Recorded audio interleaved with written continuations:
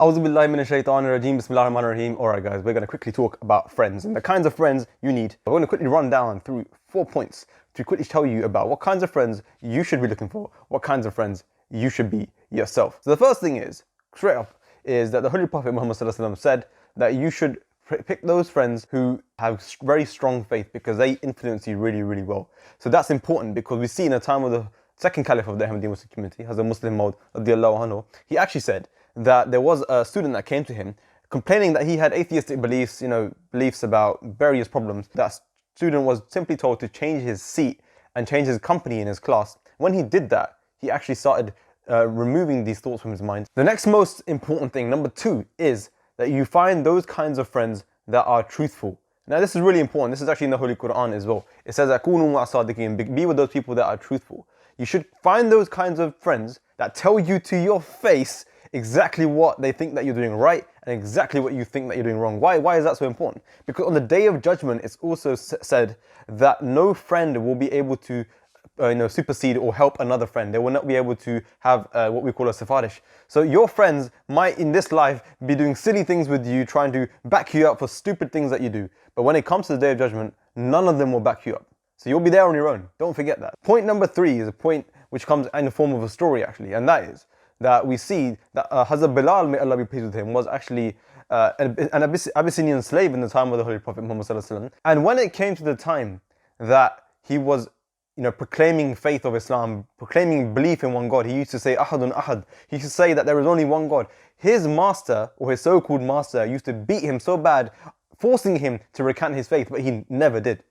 And it was in this moment that one true friend, who is true because his title is even Siddiq, which means the truthful, rode by on his horse and he saw that this torturing was taking place. Who was that man? That was Hazrat Abu Bakr, may Allah be pleased with him. He was the first caliph of Islam. And he came and he said to Umayyah, I am going to buy Bilal from you. He said, all right, take him. You can have him for 10 gold shillings, which was at that time quite a lot. And everybody at that time is thinking, there is no way that this man is going to pay 10 shillings for this seemingly worthless slave. And before everybody could even stop laughing, that 10 gold shillings was in the hands of Umayyah bin Khalaf. And he asked Hazrat Abu Bakr, why did you do this? Hazrat Abu Bakr, may Allah be pleased with him, replied that 10 shillings is on one side. If he had even asked for 100 shillings, I would have given it to you. Hazrat Abu Bakr radiallahu anhu knew that brothers in Islam, brothers in faith, they always have each other's back, no matter what. It doesn't matter what it takes, you should always be there for your friends, even if it's going to cost you big time. So this is really important that you should know. You guys are all Ahmadi brothers, so you should make sure that you have each other's backs, you're helping each other out. That's point number 3.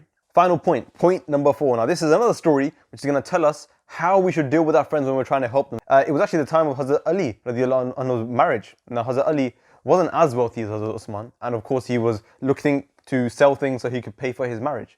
And he was trying to figure out how he could actually afford the marriage that was to come. Now at that time, Hazrat Usman knew that he was about to get married.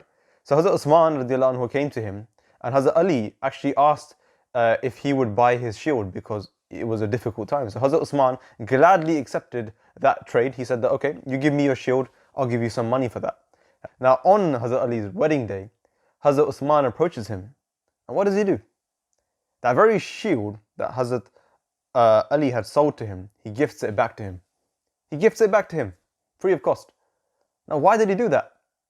Why did he buy a shield for money that he didn't even need in the first place? Why didn't he just give him the money and just tell him to keep the shield? He didn't do that because at that time, if Hazrat Ali was to not give the shield but take the money, he would have felt maybe a bit bad. He would have thought, oh, here's my friend, he's having to loan me some money. He would have felt like he's a burden. He would have felt like he owes him. Now Hazrat Usman didn't want him to feel like that. And when everything was over and all of the stress was over, he came back and he even gifted it back to him on his wedding day as a gift through happy times. And he kept the dignity of his friend. Remember, find those friends who will truly point out your mistakes, keep you on the right path. Because at the end of the day, there's only one true friend, that is Allah. And when you go to the day of judgment, you're not going to have any other friend who's going to be there to help you besides him.